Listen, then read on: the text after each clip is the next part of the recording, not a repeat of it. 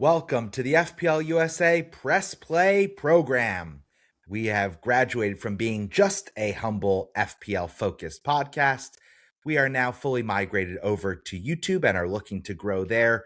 But don't fret, if you are a loyal listener, we will be available on all your preferred listening platforms and watching platforms alike. I'm Bucks. I am buzzing for the season ahead. It's coming in just 3 days' time, and I'm joined, as always, by my friend, the best FPL league runner that I know. That's my buddy Chin. Brian, how the hell are you? Bucks, 3 days away from a new season, currently tied at overall rank number 1 in the world with you and all of my fellow FPL managers. Could it be the year, Bucks? Could it be the year we get some personal records shattered? We'll see. We'll see. A lot to dive into, though. One of us is winning, for sure. Why not us? Why not us? Amen. Man, a weekend full of preseason football. We're tightening up our drafts. We're looking at Bench Boost 1 versus Bench Boost 2. We're looking at trip strategies, wildcarding later versus earlier, and then, of course, Haaland or no Haaland. So coming off of the Community Shield, a 3-0 thumping of Manchester City. The Gunners do it again. Arteta, the longest-standing manager left in the Premier League, continues to roll on with his squad, and they looked pretty dynamite to start the game. Any immediate thoughts coming out of that match? Yeah, shocking dismantlement of Enzo Maresca's Man City. I looked at the lineups before the match and I was like, wow, Arsenal, they're really protecting some of the guys at the World Cup and the new signings. It looked like kind of a slightly weaker starting 11 versus when you looked over at Man City's team sheet. It was full strength. They had O'Reilly, Haaland, and Anderson, all straight who were back at in. the World. Yeah, all straight back in. And it didn't take very long for Arsenal to change the narrative there. Calafiori scoring inside the first 30 seconds. It was actually historic. It was the quickest ever goal in the Community Shield. And pretty much right from that point, it was game over. I think Arsenal allowed Man City to grow into the game. And of course, there was a couple big saves that Raya made. But I never felt like Man City were the better team in that match. And yeah, I think there's a lot of work that City will need to do between now and the end of the transfer window after game week 3 to really make sure that their team is in a place where they are going to be Premier League challengers. I think right now there's a pretty clear gap between Arsenal and the rest of the league, and that was reinforced in that match.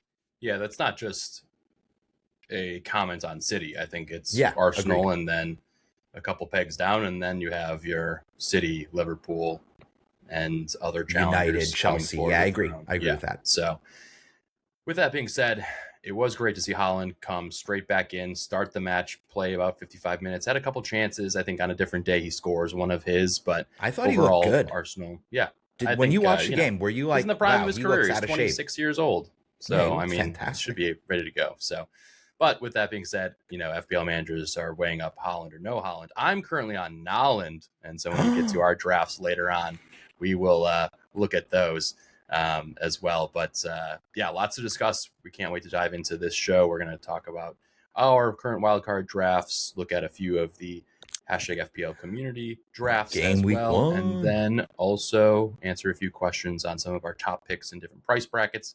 We're going to dive in now. But Bucks, what else do you have to say? Should we tell the listeners about our free cash prize league? Yeah, I was going to say game week fun is set to be a lot of fun, but making it even more fun is to play FPL with your friends and people and managers that are not yet your friends, but they will be soon enough. So please join our free to enter global cash prize mini league. This is a podcast league. Anyone can enter. You don't have to be over here in the States. League code REDFU9. So F the Reds, number 9.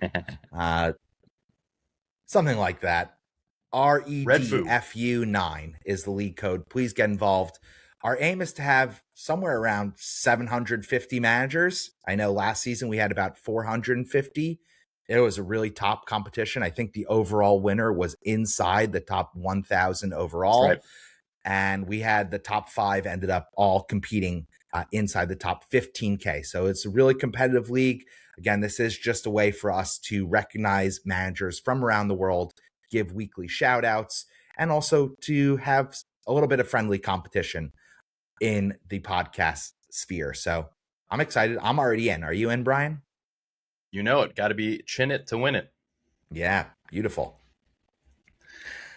All right, Bucks, before we dive into previewing some of the matches and then looking at our drafts, any news and notables in the transfer window or anything else that you've written down as a student of the offseason that we want to share with our listeners before heading into FPL strategy? Yeah, so I think most notably, reminder that there is a Friday deadline. So not to get caught out, you need to set your lineup before Friday afternoon over here in the States. Thank you, Bucks. Thank you. I have to block my calendar promoted off for an teams hour. have been really busy, and I think we should just put a quick microscope on the first match, which is Coventry at Arsenal. Coventry recently signed new striker from Forest, Taiwo Iwoni. I expect he will be popular for those with a potential bench boost 2 strategy in mind.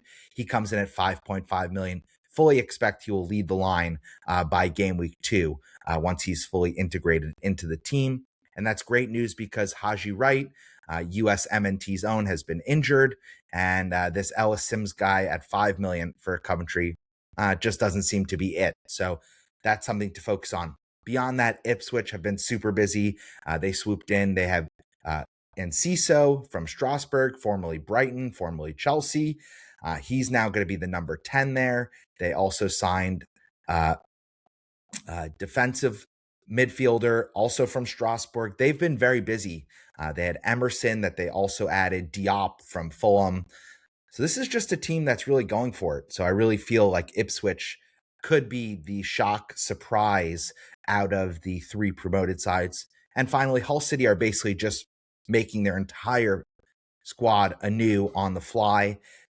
I think insiders in the knows that are Hull City diehards are expecting they're going to bring in somewhere between 14 and 16 new players this season.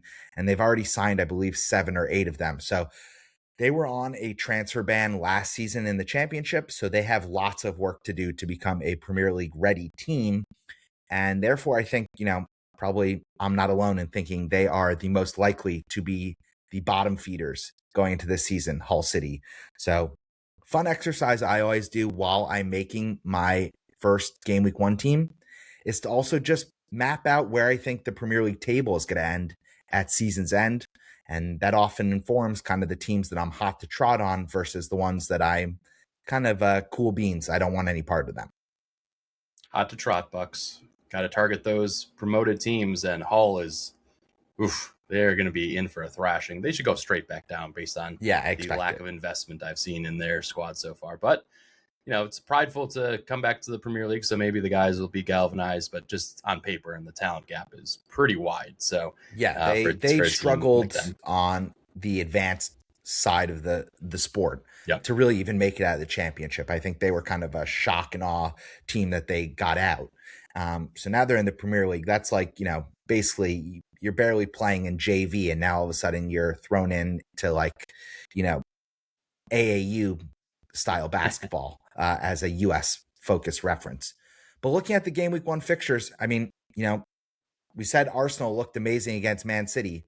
So I think it's kind of hard to ignore the fact that they get the promoted Coventry side at home, where they're getting the banner kind of in game week 1 on Friday in that standalone fixture. So I know that informed me. I ripped up my draft. I now have an Arsenal triple up for sure in my game week 1 starting side. Then we also wanted to mention that the junkyard dog, Ollie Watkins, is heading to further pastures than the Premier League, right? Bucks, off to Saudi Arabia. What is going on strong with Villa? Rumors. I mean, that's not official, but I mean, they're losing so much talent to still play in European football. A little bit of dark days ahead for Villa, potentially. Yeah, they're doing a full reset. I believe in Emery as a coach, so I think they will be safe as they have enough in the tank just to stay in the Premier League. But I don't think this is a glory-filled Villa season by any means. And they are renovating the stadium as well. So it's just kind of like weird vibes at Aston Villa right now. And they're going to be playing in Champions League with a bunch of riffraff. Not well, I don't think. Not well. Yeah, that's going to be. And then also one to mention tough. is Brighton. I know we are kind of no Brighton podcast. It's a little bit of a homer bias, and we'll admit that. We'll tell on ourselves. However, they are playing in the Conference League playoff, the UECL. So they are going to the Arctic Circle for a Thursday night match, and then they will play the second leg of that between game week 1 and game week 2. So Brighton are going to be the busiest team to start the season, as they will play 4 matches inside the opening 10 days of the Premier League season. Who's even healthy for them? I mean, there's no Matoma, there's no Minta. Gomez 5.0, he's got a knock. Pascal Gross is 34, 35 years old. Like, geez, no Welbeck anymore. The real thing is, you think if they were to get through the playoff, of course, rocky way to start the season, that they're likely could actually be favored to win the competition. So it's kind of just like Thursday's game will tell us a lot about how to approach them regarding our game week 1 and then game week 2, especially for bench boost sides, how to approach some of their picks. Yeah, so that's defense was pretty strong the last 10 to 12 matches of the season last year. And if you're thinking that some of these tired legs might be dragging down their attack Thursday to Sunday, you could definitely see a little bit more defensive minded football coming to the Premier League side in between those European fixtures. So I'm still looking at Verbruggen, maybe Kadioglu or De Kuiper potentially, but mostly probably just grab a goalkeeper and hate on them for a while. And then, I think I got some reserve plans to maybe bring in some hated Brighton assets later in the season. But all right, let's just do a full hard transition here, Bucks. Let's just get into draft. Tell me about your game week 1 draft. I'm excited. Threw it up on the screen here. Walk us through it, and especially for the podcast listeners, back to front, baby. What do you got for us? Yeah, so I don't have it activated right now. My plan is to bench boost game week 1, just get the chip out of the way. Now, following the Community Shield match, I actually completely redid this draft, and so I am not nailed. Let me just say that. I still have a couple of decisions to make. Lots of tinkering to be done. You know me. Starting in the goalkeeper, I have Kinski and Verbruggen, both boys wearing pink. Love that as a girl dad. Just double them up. I think they're the clear best 4.5 million keepers. I'm actually surprised that Verbruggen came in at 4.5 and not 5 million. I think that's a miss by FPL Towers. Yep. He's one of the best shot stoppers in the Premier League, and Brighton last season showed that they were a reasonably strong defense. They would always kind of concede that annoying 1 goal towards the end, but otherwise he was a really strong player, and he actually does get some bonus when they keep a clean some sheet. save points too.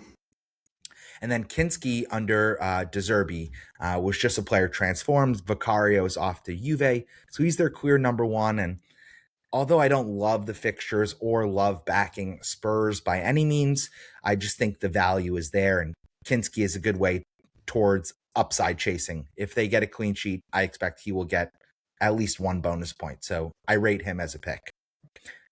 Into my defense, pretty straightforward. I have double Arsenal defense in White and Calafiori. I think these are the 2 upside chasing 5.5 million picks. Mascara doesn't move me. I think he's very boring.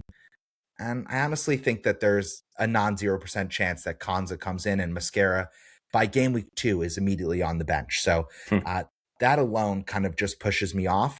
And Ben White was not only brilliant in the Community Shield, but I just think on another day, he scored a goal. He scored a goal and gets a DEFCON in that match. He was very close at the back post on one play, and he has a great nose for the ball. And then Calafiori is basically a glorified, 9th attacker for Arsenal and for FPL managers. He really is super attacking. He will never play the full 90, even early in the season, despite having the rest, because he's Italian and Italy don't go to World Cups anymore. But he's like kind of he's the juice pick at Arsenal right now. I think the squeeze, the risk of, getting a little sticky fingers is that, there are going to be matches where he scores a goal and gets an assist and then gets the Bucks. hook at the 61st minute I'll when be they're honest. still. It was bad news for people who had him previously that he scored in the Community Shield, because now it's agreed, like an auto agreed. pick, right? Everyone's like, oh, just witnessing the upside in one match in the preseason, albeit a big juice friendly. Yeah, he sees the pick. If he plays, you just got to make sure that he gets to 60 minutes. Those 59-minute hooks, those might hurt, but yeah, his upside of getting you that 15-pointer are clearly there. Yeah, and he's basically lining up as a second striker at some points in their possession. So his positioning is crazy, and at 5.5 million, he almost picks himself. Keeping on trend there, Harry Maguire, with Casemiro gone at Manchester United, and admittedly, I'm not so keen on their defense long term. I think the Hull away, Ipswich at home, back-to-back start of the season is hard to ignore. And again, they need some set piece, some physicality, and I think Maguire will become that target player. I had for a time toyed with having Santos in my draft because he's also very physical and could be a set piece threat. But I just think those first two fixtures are so juicy from Manchester United perspective that just go with the three sure things. So that's what I've done. Completing my defense, I have Trey Hume. He's been playing right wing for Sunderland. He plays right back when he doesn't play at right wing. He had the most minutes for Sunderland last season. Ideally, I would like to have Ballard or this 09 guy, O'Neill, who's 4 million. Ballard is 5 million. I think Hume is just kind of the healthy, safe in-betweener, and he's a little bit of an upside play. He has already 2 goals in preseason. That's the kind of chase pick that I love. So he's in for me. And then closing out, Leif Davis. He's played in the Premier League. He's a little more attacking. Yes, probably the smarter thing for Bench Boost 1 is to just target a DEFCON guy like O'Shea or Diop. And I think Diop is the safest pick, but I'm really never going to play this guy. And Diop's ownership is almost 20%. So I think that, God forbid this is 1-1 between Sunderland and Ipswich. Diop is probably going to be the first player that price drops. And so I'm just staying away from that guy. So Davis is my preference. Any questions on defense, or you feel like this is pretty straightforward? Yeah, very template. Like the picks. I mean, especially going for a early wild card window, you can take a few punts on both White and Cala instead of going with Mascara, especially if you think they might bring in another center back into that part of the locker room.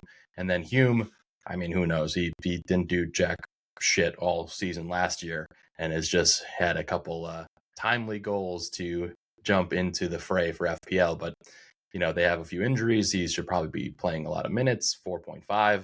Why not just, swing early? My strategy, which we'll get into later, but is to take these early swings on a few fringe players, and especially when they're kind of your 8th or 9th man that you might not need every week. And then when you wild card in 4, 5, 6, 7, 8, etc., then you'll get those kind of rock, defenders, more center backs, etc. So I like it. Looks pretty good. I have a very similar backline to you as well. All right, moving into midfield. Now, this is probably the most unsettled part of my team. And right from the outset, the big glaring hole is I have no Liverpool players. So I've opted to, again, triple up on Manchester United, double up on their midfield. So I have Bruno and Mbomo. And then this Solitz guy, my wife is Greek. This guy's Greek. He had 40 attacking returns last season, and he had Match made in heaven. Yeah, 2 incredible assists in the Community Shield. And it seems like Martinelli, there are reports he might be going to Villa, he might be leaving. He wasn't even in the team. So it just feels like Solis's place under Arteta, they're not getting Vinny Jr. So it seems like he's going to be starting left wing. And I love that value. How much do they pay for this lad? Like 40 million? Mil. Like not a ton. Not that much. Kind of unexpected for them to go into the season with him as their starting winger there. But obviously they rate him and come in look. The big thing is solid. He is a master at set piece delivery and in swing ball. So I think he is a real excellent piece of scouting by Set Piece FC and Arsenal, because he really fits their very broken up physical play style. Is he taking He's left-sided corners? I didn't track hard that. to say because Rice wasn't on the pitch, but I expect he's going to be taking a lot of set pieces. Sure. This is really his shtick, so to speak. And then rounding out my midfield is Sangare. I think he's a lock for me. He plays on Brentford. I'm very up on Brentford, 5.5 million DEFCON. He did score a goal. He shoots a lot. So I think he has a lot of roots to FPL points, despite being kind of a defensive mid. He's almost like a Caicedo regen in some ways. Of course, he's not as good as Moy, but I expect the play style that Brentford will play will actually suit him getting lots of DEFCON. So it's a kind of high floor pick. Are you worried at all about just being new to the Premier League? No, coming over from League he's nailed to start. He is a big investment by Brentford, so he's an important piece in their puzzle. So I think he's going to start and get lots of minutes all season. Last but not least, I have Pascal Gross. Gross. Yeah, I'm becoming an old head. Me and him are basically the same age. He's still a professional footballer. I have 3 kids, so we're kind of splitting. But I just think, listen, he's not my favorite pick, and there's a universe where I kind of upgrade him and Solis to maybe like Szoboszlai and someone else by downgrading one of my defenders. Definitely something that I've toyed with. But I just think he has penalties, he's on set pieces, and he's a 90-minute man despite being, old as fuck. So I just rate him. I think he's going to be a good FPL pick. And like we said, if we're down on Aston Villa, then kind of that game week 1 fixture looks pretty good for Brighton at home. So that's the long and the short of it. Forwards, is this Bench Boost 1 bucks? I can't remember you off the top. Yeah, I think so. Okay. And then my forwards are super boring. This is the template. The template is strong up top for a reason. I am a Haaland in style manager, especially the way he starts seasons. I think he's blanked in all 4 of his Community Shield matches, but then he has like 8 or 9 goals in game week 1 in his Premier League career. So he's for sure my captain. I had 0 doubts about it. He's the first name in every draft that I've made. And then, of course, I have my blue tinted glasses on for João Pedro. He's been the hottest guy in preseason, extra motivated with no World Cup. I think that was a shambolic and shameful decision by Ancelotti, but I'm just a podcast host. And then DCL, I think he's massively underpriced. I think he's basically like Igor Thiago Jr. In a lot of ways. Of course, he has a more injury checkered history, but I think Leeds are going to be good. He takes penalties. He stays on the field pretty much for the 90 minutes, and he's a workhorse. I love the way that he presses. I think he's going to fall into a lot of points. The fact that he's 6 million and not 6.5 or 7 million is a gift from Towers for sure. All right, Bucks. I mean, I think it looks pretty solid. The new lad in the draft is obviously Solis, coming off of the Community Shield. A little bit knee-jerky, but if you think he's going to start, and Arsenal, regardless of their fixtures, I don't think I know he's going to start. He's going to start game week 1. He's going to start game week 2, and there's no reinforcements coming in that are going to be more upside chasing. I mean, they lost out on Morgan Rogers. They lost out on Vinny. I don't think they're getting Barcola. So I just feel like his position is safe. And yeah, Arsenal, to have a piece of Arsenal attack at 6.5 million, maybe Odegaard is the safer pick because he's more proven and their captain. But I think you got to have at least one attacker. They're the Premier League champions and they play a promoted team in game week 1. So yeah, very interesting. Easy peasy. Odegaard's odyssey back to FPL relevancy this season at 6.5. I definitely have an eye on him. Obviously, scores in the Shield, beautifully taken, confident. Yeah, he sat Donnarumma right on his bum. Patient goal. Great to see him, and we'll see if he can turn back the clocks a bit. There's been a few down years of FPL relevancy. Obviously, they've still been churning out big-time W's across the Premier League, but he has not been relevant. But now he's at one of his lowest price tags ever. So definitely, keeping an eye on Odegaard there. I mean, him being fully fit is like huge. I saw Norway at the World Cup. He jumped off the pitch in that match too. Yeah, him fit and firing at the captain in the center of Arsenal's midfield is scary days for the rest of the league. Because, like I said, I thought that would be a position of weakness without Rice and with Gamares just coming in.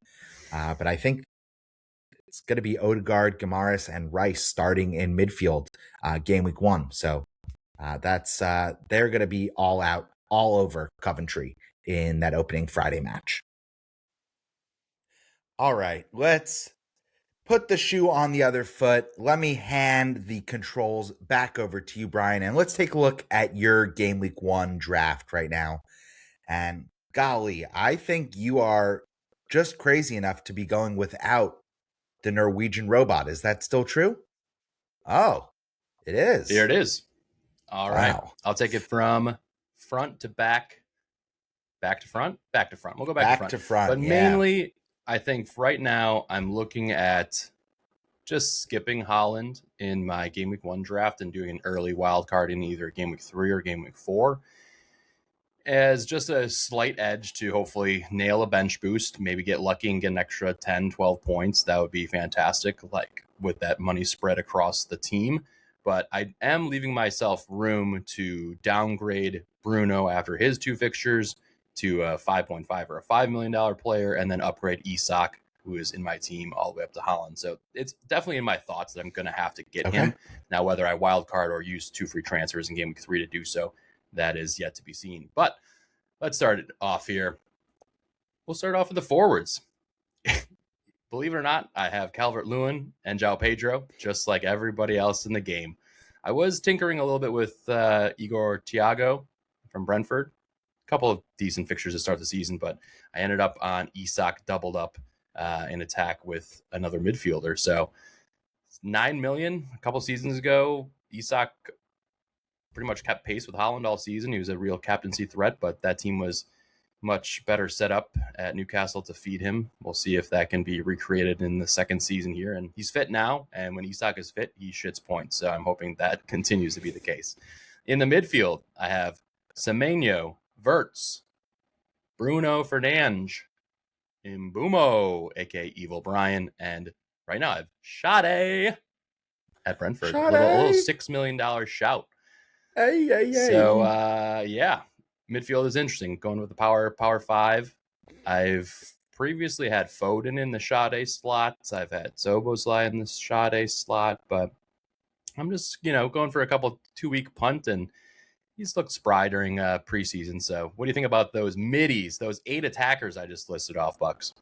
Yeah, I like it. I'm a little tempted though. I would pick your brain on whether Shad and Isak are a better combo than Thiago and Szoboszlai. And I think it's pretty close. I just feel like that second option might help you delay that potential wild card. So if you had Szoboszlai and Thiago, maybe that lines you up for, more trusted form players from the jump. And then, yeah. So that would be something that I would be tinkering with. But otherwise, I really like your front 8. Yeah, I mean, I think going into game week 2, like I'll probably look at benching DCL and Sade most likely, and then playing 4-4-2. And yeah, I mean, I'm still trying to figure out what to do with that last midfielder slot. But right now, the other 4 are locked in. I think Semenyo could be a good differential. He looked very wide in the Community Shield, but in the previous matches when Haaland wasn't on the pitch, I expect him to have a similar season to what he did last year. Maybe not quite as many goals, Doku's but injured. Maybe some more, he might be more direct. Yeah, potentially. And I rate the player. I think he really proved us all that when he left Bournemouth and went to City, that he has another gear in him, and I respect that. He's in the prime of his career in terms of age profile, etc. So he should be ready. And then Sade is just like, I've seen him have a hat trick before. Maybe he can do it again. Probably not, but he's 6 million, and I didn't really high ceiling. Yeah, I don't know, like Pascal Gross and Gomez and Sangare and a few of those other players, like they're fine. I just think I'm going to chase upside for a couple weeks, get try and get lucky. And if I don't, then I'm going to revert to those rock solid players. So, Yeah, my fair. team right now is not focused on DEF CON. It's not focused on avenues. I'm just going for the goal scores for a couple of weeks. I'm hoping to catch fire and a couple of those picks that other people don't have. And then when I wild card in 3 or 4, then I'm going to be looking long term. And Szoboszlai is going to come right in probably during that time period. So that's kind of my thinking there. Elsewhere in the back, I have, similar to you, we have Maguire, O'Shea, or Leaf Davis, still working on that.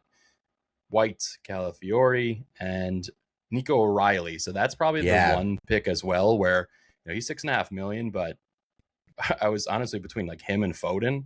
And after watching the Shield match and just like his 55 minutes, I'm like, man, O'Reilly is like he's up in the box all the time. Like he's going to be one of the targets on set pieces. And I just kind of am hopeful that as a 21-year-old, he's going to continue to grow into his defensive capabilities. But from an attacking perspective, we saw Cucurella, Paella really crash the box in a big way. And O'Reilly has that attacking threat, grew up as an attacker, as a winger. So I'm hoping that he can, spring a few points. But that is one place on the rest of the squad where you're like, man, if that becomes a $5 million, £5 million player, you could upgrade Sade to a 7.5, or, you could go even cheaper. So that slot and the Sade slot are probably the most unsettled. And then I just have Kinski and Verbruggen like everybody else. I guess I'll just keep. Oh, you're feeling kinky. I like it. I had tinkered with maybe lame Lamens in for one of those guys as well. But I have very few Brighton players. A lot of people are really into Brighton. I'm kind of a wait and see. They're really cut up right now and have a lot of injuries, and they're playing, like you said, Thursday in the Arctic Circle. So that could be, that could spell trouble. But from the defensive standpoint, I get the appeal. So what do you think? What would you rate this out of $10 for a non-Haaland? I think it's really strong. I mean, when I look at the team, right, I think two things. You have great coverage from a fixture ticker perspective, right? You have the triple up on United. You have double City, double Liverpool, double Arsenal. I mean, you have a lot of great players. Again, I would focus in on 3 players that I think probably are under your microscope as well, which is Isak, Shad, and Nico O'Reilly. For me, I think Nico O'Reilly is the best of those 3 picks. He's kind of the massive ceiling player. He's a luxury. He's definitely a luxury. And it's a home fixture also, which I think, we so quickly forget that the home fixtures, especially early on in the season, that's added kind of 12th man that, we often reference in the NFL, but is not often as primarily focused in on when we talk about FPL. So I think that I really like the Nico O'Reilly pick. He's a player I wish I could fit in, but I am firmly in Haaland territory. He's a must in my team. So I really like that pick. I would definitely tinker about maybe moving Isak to Thiago, just a little bit more certainty on routes to points. And I think those Brentford fixtures are strong. Specifically, if you wait till game week 4, right, then you have 2 home fixtures versus 2 away fixtures for the Liverpool guys. Yeah, other than that, I mean, it's a great team. I don't see why Isak wouldn't be on pens for the minutes that he's on the pitch. So maybe that's 65 to 70 minutes. Whereas everyone's like, oh, Szoboszlai has like pen share. And I'm like, yeah, he's, watching him in preseason, like he's going to have a few opportunities and he's a phenomenal free kick player. But I just, to that end, Brian, I feel like people are like, is he going to get the same DEF CONs in this system under Iriola where that's a good point. Like the which is unproven. We don't know. Like it could. Like it feels like last season, maybe Scott did some DEF CONing at Bournemouth, but it was mostly the center backs that were getting all the DEF CON every time. So maybe he doesn't drop as deep here under Iriola, but we'll see. A lot to be desired. Yeah, and then one last thing, Brian.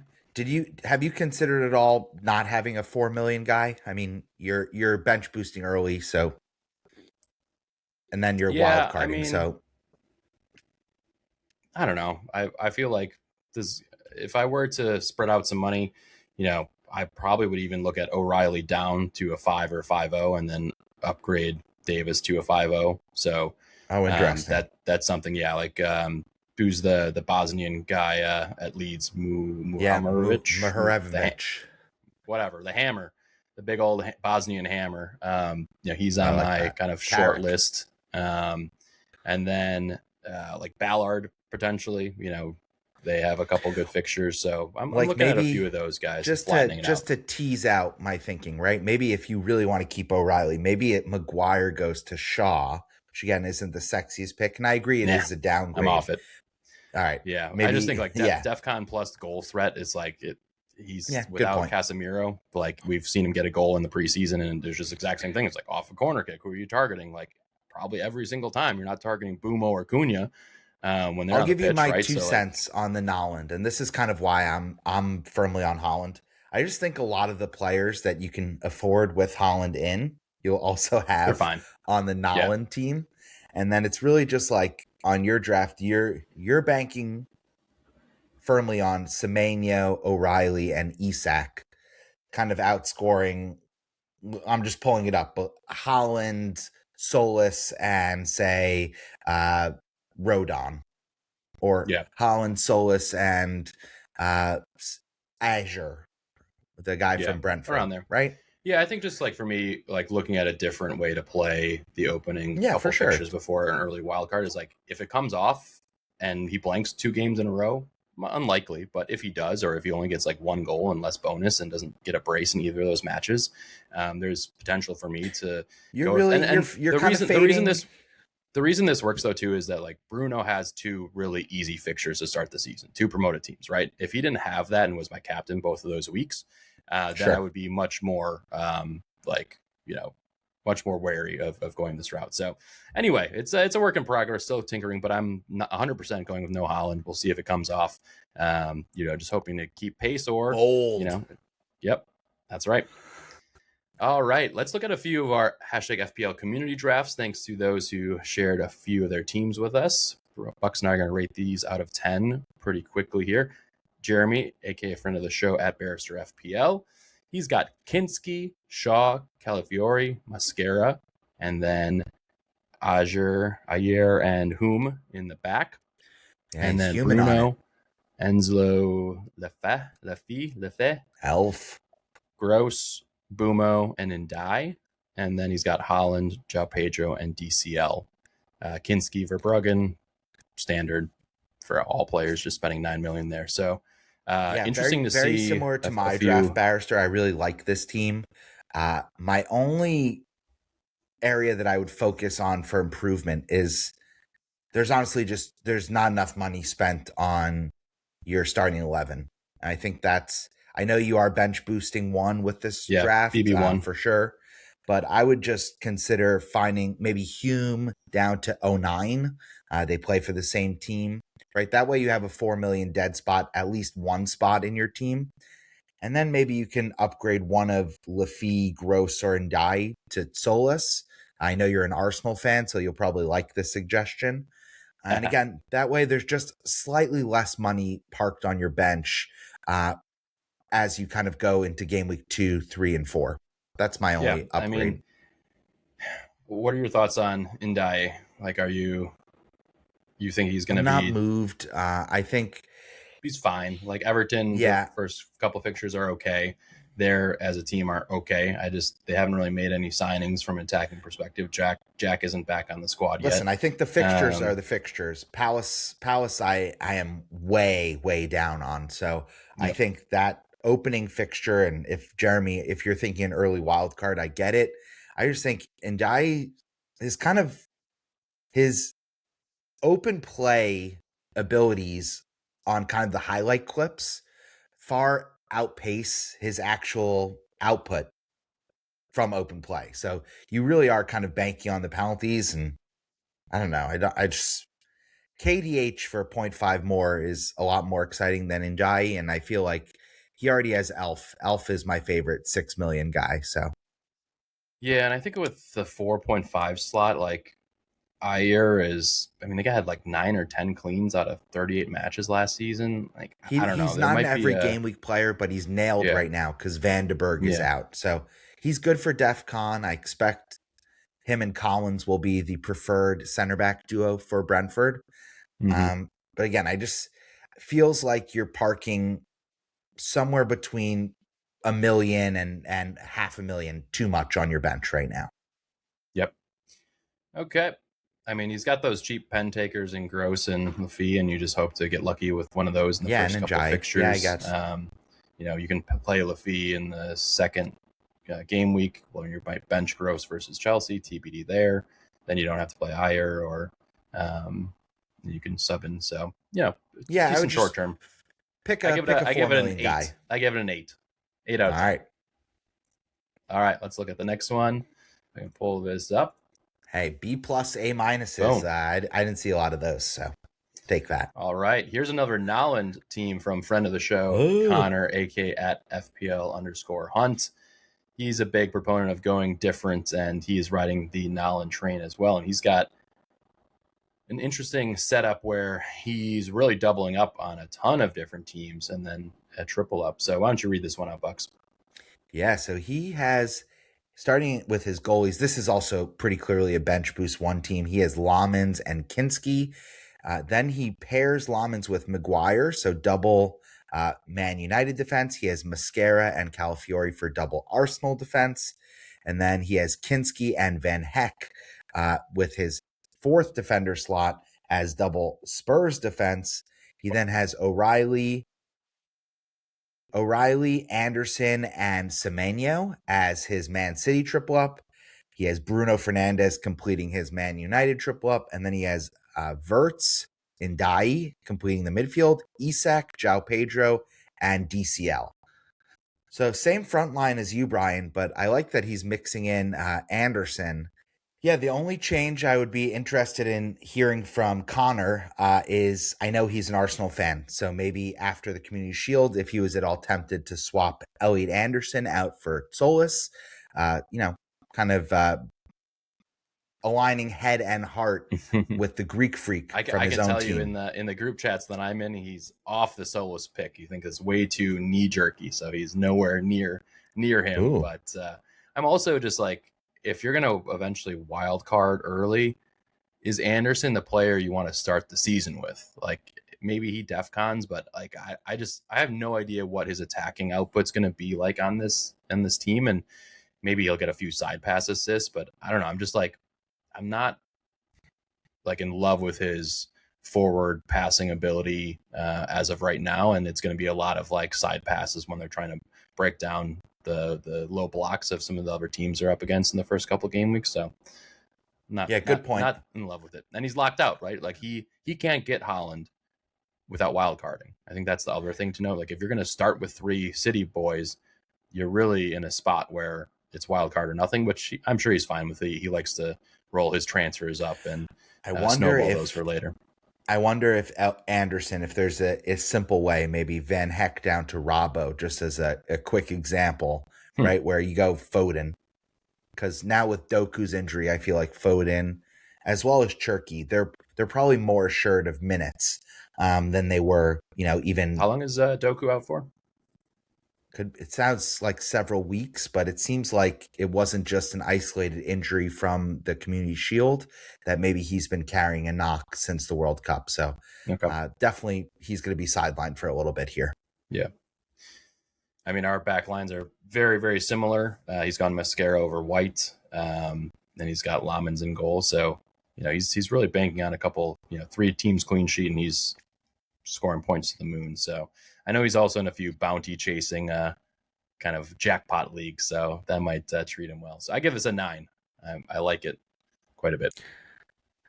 Handbrake fully off for Connor. Yep. All right. Next up, we have at FPL_Conte, aka Avi, and he's got an interesting draft here where he is one of the few players I've seen with Gabriel in his side. So I'll read this one out. This is a non-bench boost side as well, so you'll be able to kind of spot that out. He's got Lamans in goal, Calafiori, Gabriel, Vuskovic of Brighton, Njai, Soboslai, Gross, Bruno, João Pedro, DCL, Haaland. And on the bench, he's got a backup keeper in Palmer, Diop, Ayer, and who is this? I can't even read this on the screen. Yeah, Slater? Who the fuck is Slater? I have no idea. Like Ricky Bobby. He's if he's not first, he's last, but he's going to run the race each and every match as the whole midfielder. So obviously he's going heavy with Gabriel, and if he can get one of those, he has all 3 premiums. Goals, I think this is 3. That's the big chase here with this draft, and he has like kind of coverage, at least for most of the top sides. He has the Liverpool guy, he has Bruno, he has Haaland, and he has double Arsenal defense. So I really like it. I wonder if this couldn't easily be a bench boost 1 draft and you just get it out of the way, but it's well balanced. Who would you downgrade? Would you just try and downgrade Gabriel and spread that money and then bench boost? Or do you keep Gabriel because that's your differential? I feel like that's Conte is drafting Gabriel for the ceiling. Yeah. And there's a non-0% chance he's the one who gets the headed goal and the clean sheet game week 1.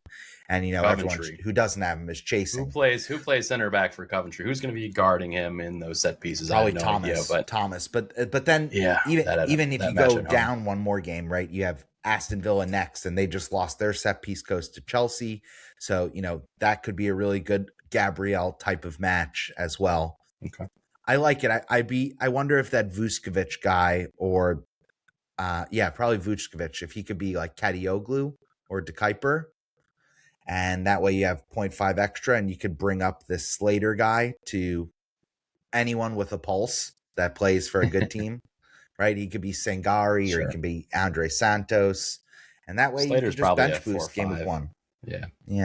Yeah, I would say this is a 7 out of 10 for me, just because I am such a advocate of getting rid of the bench boost early and then just not dealing with it. And then when you wild card, like, you just don't have to think about carrying 3 strikers, for example. If you want to go 3-5-2 or 4-4-2, like, it's completely viable. Whereas this, you have all the premiums, but it just creates problems later on. So I give it a 7. Yeah.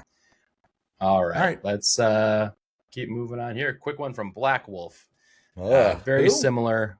Yeah, right. Very similar. He's going to be on next week for our Game Week 2 preview. So I'll just run through it real quick. It's a pretty standard team. We got Lamans in goal, Calafiori, Harry Maguire, Oscara, Njai, Bruno, Soboslai, Solis, João Pedro, Haaland, DCL, and then on the bench for the bench boost, Verbruggen, Rodon, Davis, and Gross. Looks completely template and good. I mean, Solis is the soup du jour of the week, so he's probably came in for somebody. But it should be a steady bench boost, and you keep it moving. Yeah, the big difference between me and Black Wolf, I think, is the 4th defender and 4th midfielder, 4th defender, and then Lamans in goal. But yeah, the double united defense versus attack is definitely something that I think a lot of managers are going to be considering as kind of a differential. He also wanted to note that he absolutely hates game week 1. Like, this is the fun part. If he wants to not watch, his team is in a different league. So that's true. Cover your eyes and just I don't think he's going to be getting up anytime soon at 4:30 in the morning like he used to watch those Wolves games. Well, there's still some Midlands teams in the Premier League. He can switch allegiances. He won't ever support. We're super excited for Game Week 1 to come on Friday. So book off some afternoon time in your calendar, get that deadline team ready to go, and we cannot wait to dive back in. We had a few technical difficulties today, so thanks for bearing with us, and then hopefully we will come back with green arrows on our Game Week 2 preview. Yeah, I'm psyched for the weekend, Friday deadline, so make sure to set your team and get it locked in. And remember, join our free to enter cash prize league. Code is REDFU9, all lowercase. Brian, it has been a pleasure. We are the FPL USA Press Play, and we look forward to tuning in and crushing it this FPL season with you. Take care. Bucks, what's your team name? Do we have a team name sorted? Let's triple check that. Actually, I normally don't have good ones. I Let's just see. made mine the Red Arrow Pharaoh. That's mine for the season. Mine is all Bucks, no sense. Sounds a lot All like right. short synopsis of my life, right? I mean, come on. Yeah, the man can't make any sense. It's late in the East Coast. So we appreciate you guys joining us. Follow us on social, and we'll catch you all soon. With that, we're going to get out of here. Thank you for tuning in. We will have better internet on the Game Week 2 preview. Ta-da!